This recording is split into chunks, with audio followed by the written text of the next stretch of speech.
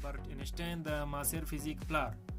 اینشټین په 1890 میلادي کال د جرمني په اولم ښار کې نړۍ ته سترګې پرانیستې. د نوموړي له تولد وروسته یې مور او پلار مونیخ ته لاړل. نوموړي په ریاضیاتو کې فوق‌العاده استعداد درلود.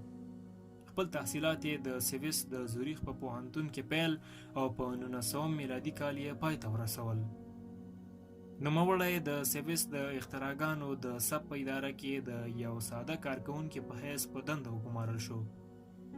له دې وروسته یې په یوه رساله کې ثبوت کړه چې د فلزاتو پر مخ لکه پوتاشیم، تونګستون او نور کله چې نور پر هغوی وځلیږي نو له خپل ځانه الکترونونه خپروي او دې الکترونونو ته یې فوتو الکترونونه وویل چې په همدې اساس یې په 1921 میلادي کال د نوبل جایزه هم ترلاسه کړه. البرټ اینشټین یوه بله رساله هم لیکلې وه چې د نسبت په تیوري پورې مربوطه وه، خو په نوموړې رساله پوهېدل دومره ګران و چې د هغه وخت له عالمانو څخه صرف 12 تنو یې یوازې موضوع درک کړه. همدارنګه یې د مادې او انرژۍ په باره هم یوه رساله ولیکله چې که یوه توده ماده په انرژي تبدیل شي دومره انرژي به حاصل شي چې د 7 میلیونه ټنه ډایناموټ د انفجار په نتیجه کې د تولید شوي انرژي سره برابر وي. د دې نظریې نتیجه د اتوم بم و.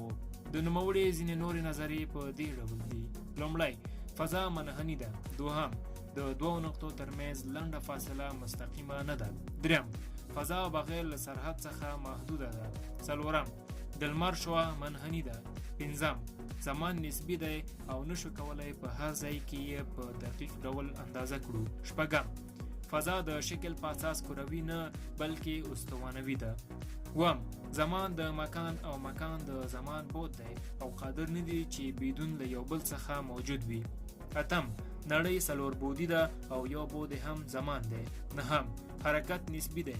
لسم، د نور سرعت په یو ساعت کې 1.8 میله ده او نوموړی رقم ثابت دی. ویل کېږي چې البرټ اینشټین یو بهترین فزیک پوه او د نوموړي د پوهې او کار په خاطر د اینشټینیوم عنصر د همده په نوم ونومول شو. البرټ اینشټین په 1955 میلادي کال د 28 کالو په عمر د سختې ناروغۍ له امله د خوب په حالت کې له نړۍ څخه سترګې پټې کړې.